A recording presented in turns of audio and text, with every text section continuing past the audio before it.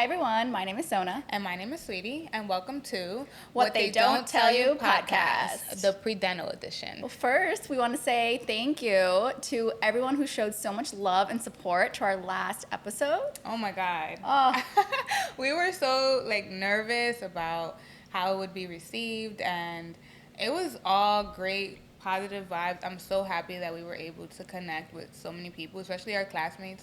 They really loved it, and we got so much great feedback. So thank you. we were nervous putting this out there because we're not sure how it would be received. The influx of positive messages and so many people, friends in the program as well as people I don't know, messaged me with their personal stories and how they were battling the same things. And again, they were saying no one talks about it because they feel embarrassed, judgment, shame sometimes. So And alone. I feel like a lot of people Yeah. feel alone. They're the only ones that have gone through those things. But I think one of the messages that was really powerful is there's a girl who's in dental school now, and she's like, oh my God, I have a different journey than you guys, but at the same time, I would love for people to know that there's more than one way to get into dental school. And Yeah. I feel like that's kind of the gist of it. yeah.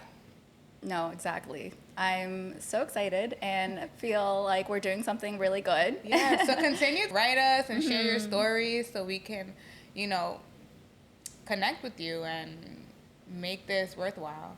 Yeah, so you can DM us on Instagram. We'll have the links down below. But I would love to hear your non-traditional path too, or what you feel like is not talked about in this realm. Yeah. So today is one of our favorite topics that we want to talk about. We want to discuss something that we've experienced. I still experience. I'm pretty sure there's times I used to go through it. And not until recently we learned that it has a name.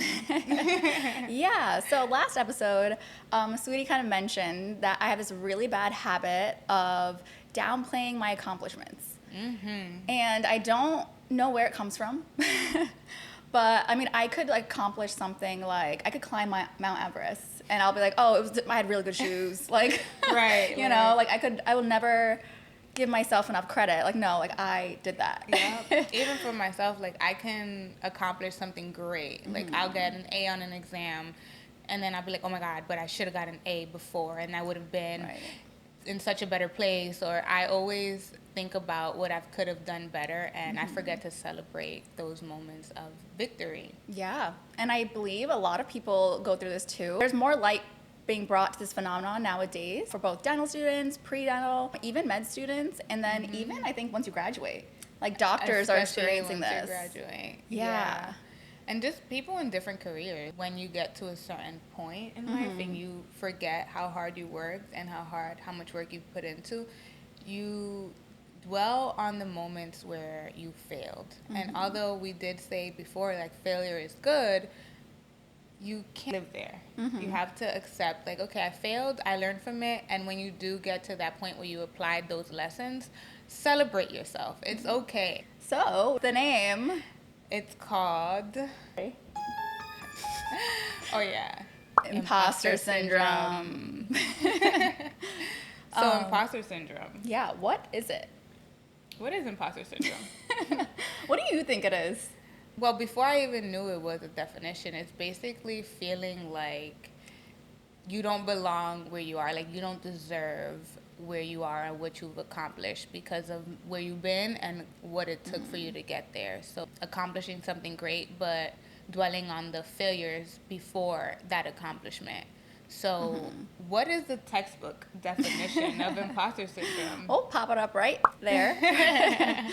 So you'll see it here. This is something a lot of people go through, and like we said, we didn't know that it came with a name until kind of recent years. We were lucky to have a UDM admissions give a seminar on what it means and what kind of characteristics a person suffering from imposter syndrome has. So we thought we'd share a little bit with you guys. So she kind of came with us and shared the Clance Imposter Phenomenon Scale. I remember taking that. Yeah, basically. Taking that survey, I was like, yeah, I'm the poster child for imposter syndrome. Yeah, so basically it's like a questionnaire, and at the end you total up your numbers, and based on where you fall, it's like how intensely you feel this syndrome. So basically it's developed to help individuals determine whether or not they have these imposter syndrome characteristics, and if so, what extent. It's 1 to 5. So like 1 would be not at all true, 2 would be rarely, 3 sometimes, 4 often, and 5 very true. Yeah, most of my answers were 5. Yeah, so obviously the higher number you have on more questions, the more you... And it's scary because at first it feels like a bad thing. It feels strange to label yourself or put a name to what you've been feeling. When you identify what it is, you are closer to a solution. So we wanted to 3 questions just to share a little bit of what the questions look like and maybe help someone identify if that's something that they're experiencing. So you want to share the questions? Yeah, so basically I'm going to read 3 questions, and then 1 to 5, we're going to give our answers of how deeply we feel it. Number 1, when people praise me for something I've accomplished, I'm afraid I won't be able to live up to their expectations of me in the future. 5. 5. 5. Like you didn't even have to finish the sentence. So yeah, sometimes you feel like a fraud amongst your people, your family, your friends, your colleagues, classmates. You're in your head because no one's telling you this but yourself. Like you're in your head and you're like, oh my God, they're gonna know. Like they're gonna know that I don't belong here. They're not gonna believe me, or I'm gonna let them down. I'm gonna disappoint them. And then you're just in your head in circles about it. Yeah, once you do achieve something, like, wow, like that was like kind of a stroke of luck, when it's like not true. It's like, no, you put in the work, like you deserve that, what accomplishment it is. And then you get worried, like, wait, can I keep this streak? Can I be this person forever? Did I just get lucky? Who was watching? Right. It's crazy. It's crazy. Ooh. Next one. This is good. Number 2, I tend to remember the incidents in which I have not done my best more than the times I have done my best. I live there. 5. Definitely a 5. It's like, can I just celebrate a moment without those thoughts of like, well, you could have did better last time. That's what I feel a lot of the time. Like, I finally get, like, let's say I got like 100 on something, like, oh, but other people are doing it too. Like, there's no need for me to celebrate that much. Like, this is what I should be getting. Yeah. Which is a terrible mindset. I'm still working on my study skills. I struggled a lot with taking exams, and I feel like my classmate, she has, maybe she experienced the same thing, but she has overcome it in a way. And anytime after an exam, like I'm like calling her immediately, and sometimes she's a little too humble for me, and I'm like, if you got 100, like please tell me so I can celebrate with you. Motivate myself to learn how to get to like where you are, or even find my own way to get my hundreds. And I feel like she's just so hard on herself sometimes. Yeah. And it's okay to celebrate yourself. Yeah. You worked hard. No one gave it to you. You're not going to be exposed. This is just like your lifestyle now. It's not like you got lucky. Like you really worked for it. You put in the time, and again, I think it's gonna be a constant struggle. And I think the first step, which we both come to, is like identifying, like, we go through this, and like now recognizing, wait, am I being really harsh in this moment? That's where I am at right now. yeah. So I don't know. Hopefully it's better. Yeah. But I mean, it improves. I think it's something that you're constantly working on, because as you're growing, there's new levels that you reach, and there's a new version of you every time that you constantly have to remind yourself, like, yeah, girl, you're here. You worked for it. You deserve it. You're supposed to be here. It's no luck. Keep going. The next level will be greater, harder, and you will have similar feelings, but you'll be better equipped, more prepared to deal with those things. I think that's the thing we kind of forget. We do gain the skills along the way, and you just kind of forget that. Yeah, because when you don't know, it's easy to spiral. Yeah. Like, just you keep going into the negative thoughts, and when you have tools or even like friends that understand what it is and they can hold you accountable, you're just in a better place than you were before. And then the third one, I'm afraid people important to me may find out that I'm not as capable as they think I am. I dealt with that when I was working at the dental. I hid how much I knew because I always felt like I was wrong some way, or I just didn't feel confident Knowing that I studied some of the things and I asked questions, and there was still a sense of doubt in myself. Dr. A would teach me how to read x-rays. And after a while, like, I knew what it was, but he'd be like, are you sure? And I'm like, I don't know. Am I sure? Like, is this right? And then I'm freaking myself out when I know the answer, but it's just like, oh my God, is he going to know that I really don't know? But do I know? But I do. And it's just like that back and forth in your head. It can drive you crazy. Yeah, I think this last one's all mental. The mentor, the teacher, the professor, whatever, they know you're capable. Like, they already know that based on, like, your grade or competency levels. But now this is on you. When someone asks you, wait, what's the answer to this? Yeah, I do know. And that goes back to even taking exams. Yeah. Same thing. Like, I will study, and when I get to the exam, I'm just so doubtful of what I already studied and what I know. But in my mind, I'm just like, oh my God, I don't think I know enough. I've done so bad in the past. Like, what's going to be different this time? When you don't have the tools, it's easy to spiral, and it's so hard to get out of that place once you're in it. But when you can catch it, it's like, imposter syndrome who? Encounter with it was literally getting into dental school. So I was like, wait a second. Are you sure you saw everything on there? Was this a mistake? Am I being punked? I know. Where's Ashton Kutcher?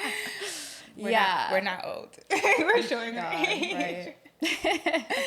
I'm still like, pinch me, because I feel like something's gonna happen. They're gonna revoke it. Like, I don't know. I still get nervous. It's all mental. All mental. And that's the thing about this pursuit, or like this journey. You have to understand that your mind state is a priority. No matter what you're doing, you have to be conscious of your mental health. And it's very hard when you don't understand yourself or your thought process, and you feel like it's just you. I feel like once you acknowledge like that something doesn't feel right, talk to somebody.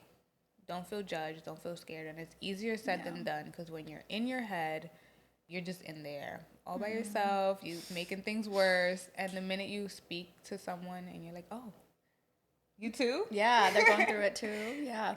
And it feels so much better and comforting to know that you're not the only one. If you didn't know what this was, now you know. There's actually a whole name to it, and a lot of people go through it too.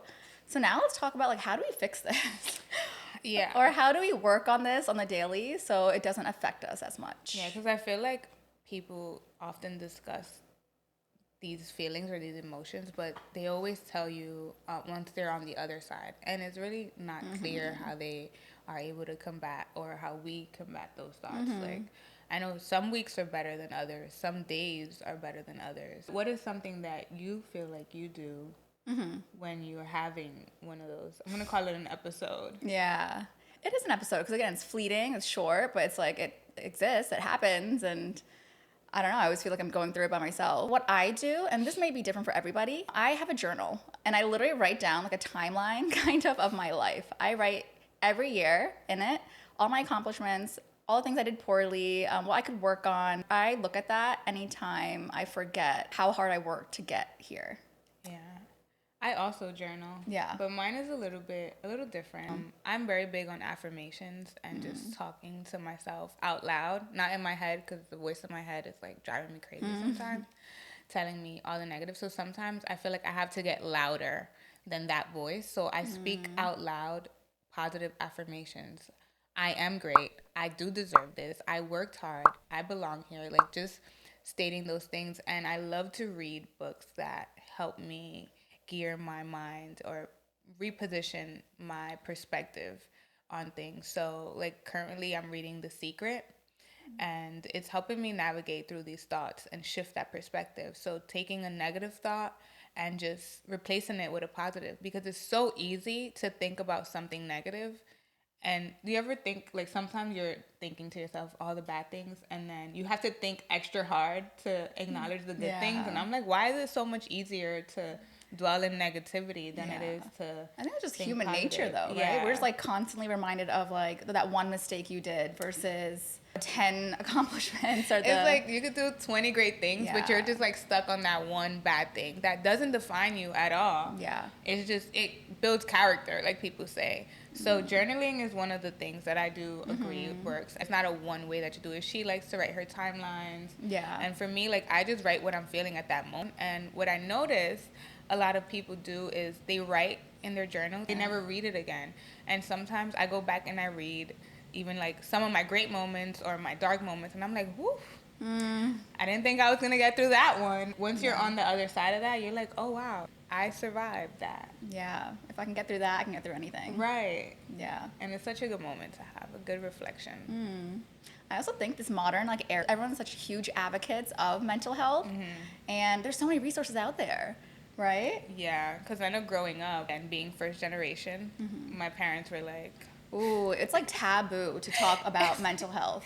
right, like, sorry, Mom, but I remember sharing with her some things, but she'll be like, don't go to therapy, because if you go to therapy, then they're going to think that Something's wrong like with something's you. wrong with you, and you Yeah. won't be able to get into dental school or medical It'll be like school on or your anything. records for life, Right. and you'll ruin your life that way. And that's not the case. But again, like, I understand where she was coming from and her protective nature, but that just wasn't the truth. And then that Yeah. causes more anxiety. Right. You're 'Cause like- now you're suppressing it. Now you're like, no, it's not real. It's not real. It's not real. Yeah. And the more you suppress it, the more you run from it. Like, you just crash right back into it when you experience another episode. Right. Right? They build up until like it's gonna come out sometime. Like Yeah. there's gonna be. And then you have an outburst, and then it's An like, you outburst. really, like, how do you get back from... Right. So I think prevention is key, if possible, and that's where like your daily habits come in. Some people like affirmations like every day. Yeah. Or even going to the gym, like working out. There's things that work for successful people and like for a reason. Success leaves clues.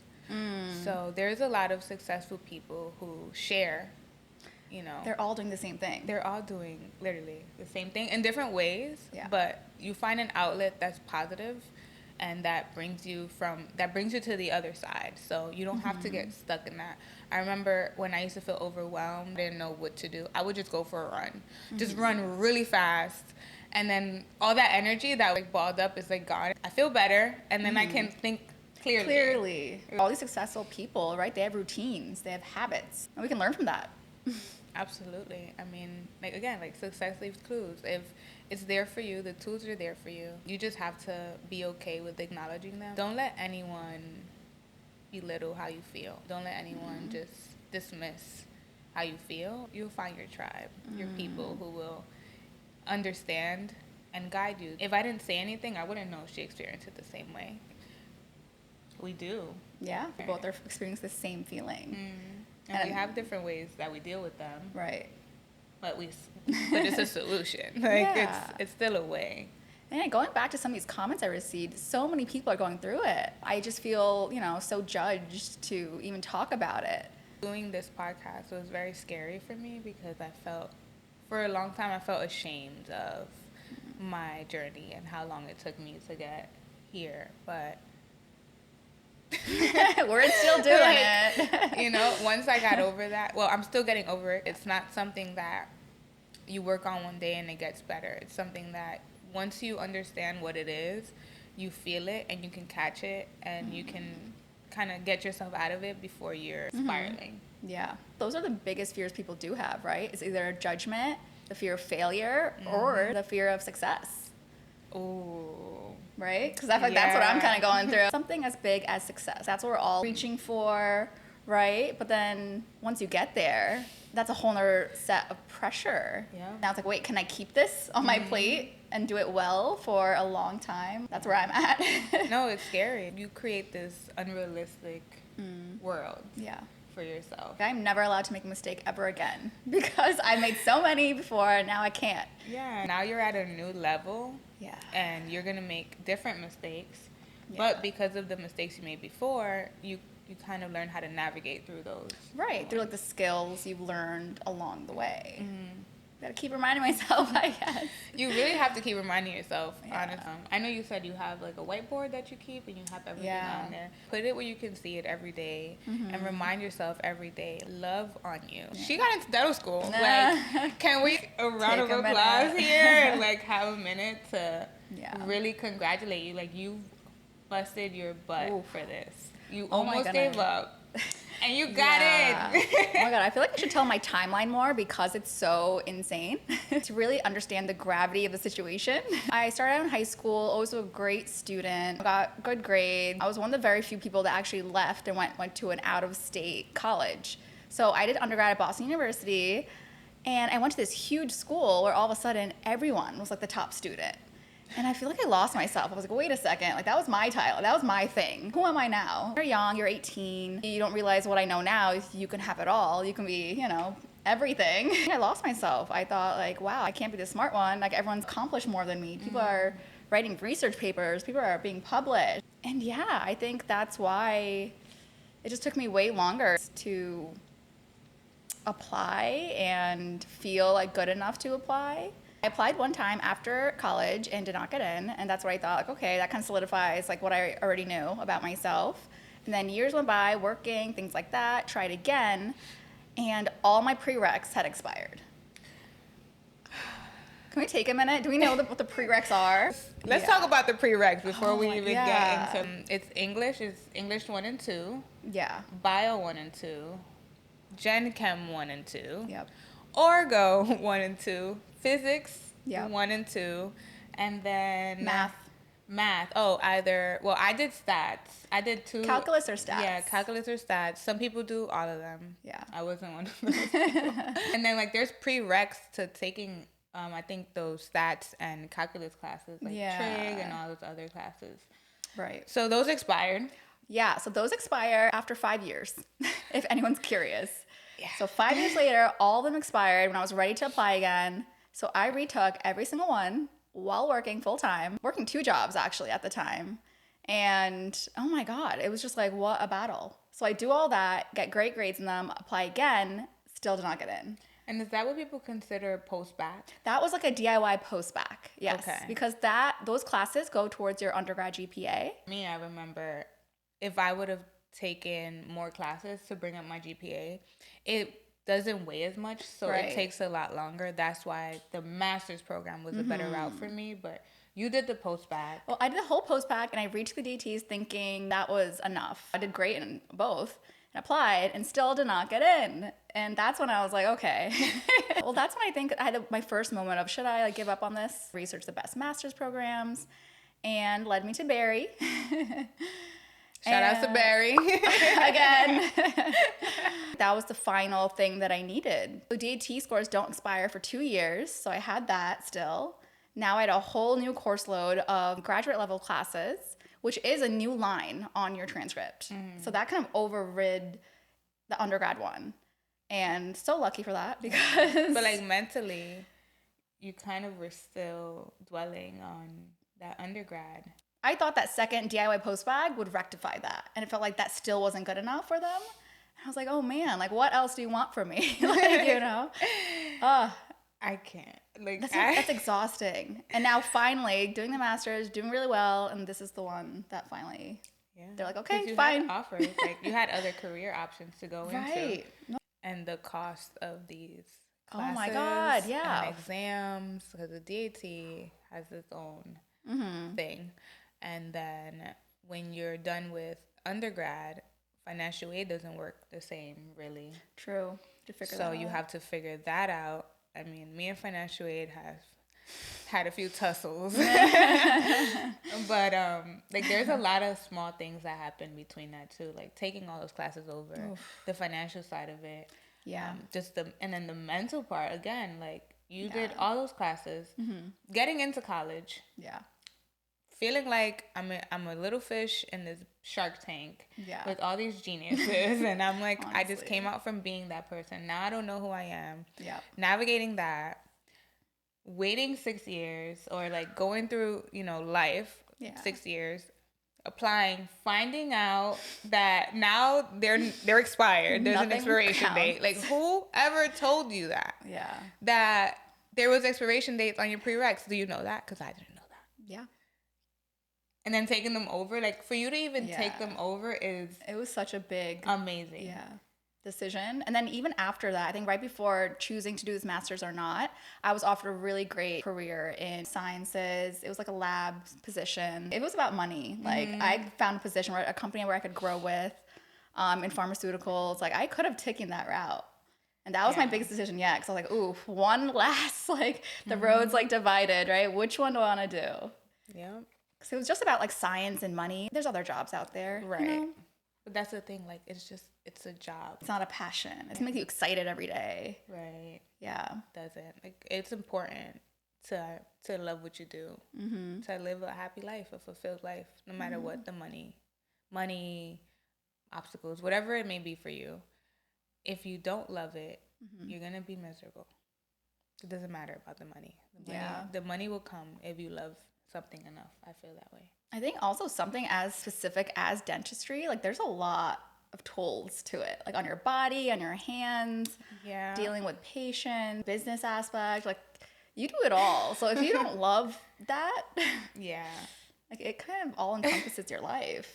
It does. Which we're so excited about. We love that. So I just can't wait. I'm just like, please. Yeah. Like if I could just get in the lab, if I could just get in dental school and just get in the lab, the clinic part of it, I feel like the academic part has been such a obstacle for me, which builds character and it helps you think critically. It just shapes the way that you think. And that's what I'm starting to appreciate about the courses that we're in. Like you have to know this stuff. Like you're dealing with real people. You have to like that's another thing I go through. I'm like, when I'm down on myself, I'm like, oh my God, like you're never gonna learn this. And then I remember like, okay, first of all, these are real people that you're gonna be working on. Like you need to keep them safe. They trust you. People are putting, trust in you with their health. Take this seriously. Right.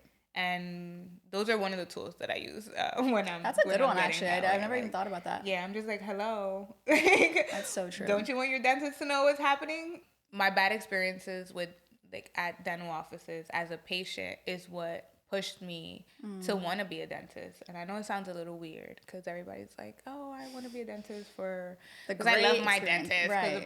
But for me, I was just like, what's happening on that side? Who's letting these people out here? Like there's such a disconnect. That is the reality of it, though. A lot of people can be, let's say, incredible academically, but like don't have the people skills or even the business skills. Patients are not a number. Like we are real people. And a lot of people have phobias because of those bad experiences. Like, how can I shift the narrative when it comes to dentistry? And then the little voice is like, who are you? Who are you to even question this? Who do you think you are like, to question this? And then you have to scale back and like, you know what? I'm a patient. Before you become like a dentist, like I'm a patient, and I know what I want when I walk into an operatory, and I know what I require as just in my oral health. Wow. Deep. Yeah, that was profound. Snap. We're such advocates for mental health, and we talk about this all the time. We'll do our spa days once a week, or just like our R&R days. And I love a good massage after a long, tough exam week. It's okay to like pause, reset, recharge, and get back on the grind, because it doesn't stop. The grind don't stop. Right. So you gotta treat yourself nicely. Be nice to yourself. Give yourself some love. That's why I'm a big advocate for self-care. Me too. Self-care is very important, especially when you're feeling like you don't deserve it. I also think nowadays everyone's into like this like grind mode, right? Like 24/7, the hustle don't stop. And like I don't agree with that. Like it has to stop sometime. Give yourself some grace. Again, like you deserve. And I think people that are like that also suffer from imposter syndrome. Right. I think that's a big indication of like, if I stop, I'm going to fall off. I can't pick it back up. I don't know what I'm going to do if I don't. What are people going to think? Are they going to think I'm lazy? Like it's so many things. And it's just like, no, you need to be at your best to perform well. Studying all night. I'm tired. Like I'm not even learning anything. Exactly. Some people prefer to study at night, but personally, I'd rather just go to sleep early and wake up earlier in the morning and start earlier in the day and be done early than to drag out the day, procrastinate, and then, because you're in your head most of the time, like, oh, I should have been studying. I could have been studying 3 hours. It's great. Yeah, no, I agree. I feel like it's like a work smarter, not harder. Because I think we've all kind of been there, like, oh yeah, if your friends ask you to go out and you're like, oh, I have to study all day. But like 10 hours of studying, if you're only retaining 3 of it, like, is that even proactive? you know? It just looks good and it sounds It makes you good. feel good. Like, yeah, I've been studying all day. But it's like, no, you're actually not retaining much. And you Right. probably could have balanced your schedule better to put in 3 hours of really hard work and still enjoy. Something that we'll talk about also, time management. Yeah. Which is also something that I'm currently learning. And I think that's also a great thing about us, is that a lot of the things that we're touching on and we're speaking about is things that we're actually going through Yeah. in real time. So it's not like this self-righteous, and we're not complaining either. Like, I enjoy every part of this journey, the good times, the highs, the lows, like every single piece of it, I take something and I learn from it. And I just want to focus on the solution. So this is to acknowledge why we are where we are, and just being that person I wish I would have had. We never know how to end How do this. we So end this? the quote. The Steve Ooh, Jobs I do quote. have a quote. So I'm big on quotes to make me feel better. There's one that Steve Jobs had once said, which I always look back to. And we're going to end it off on that note. He said, "You cannot connect the dots looking forward. You can only connect them looking backwards. So you have to trust that the dots will somehow connect in your future." The successful people, they figured it out. Now we just need to learn and implement and celebrate the successes. Yeah. Yeah. Well, stay Oh. tuned Yes. for our next episode. I think we're going to talk about procrastinating and how to become a better student. Basically, we're going to be talking about me. We're going to share some tools or some things that are helping us get through. Leave a comment down below what you want to hear about. Yeah, I would love to make this a community. Like, I always talk about finding your tribe, and I think that if you're looking for it, we're here. Yeah. Oh. Well, subscribe. Hit that bell notification down below to So you stay can updated. Know, you can know when we post. Bye, guys. Bye.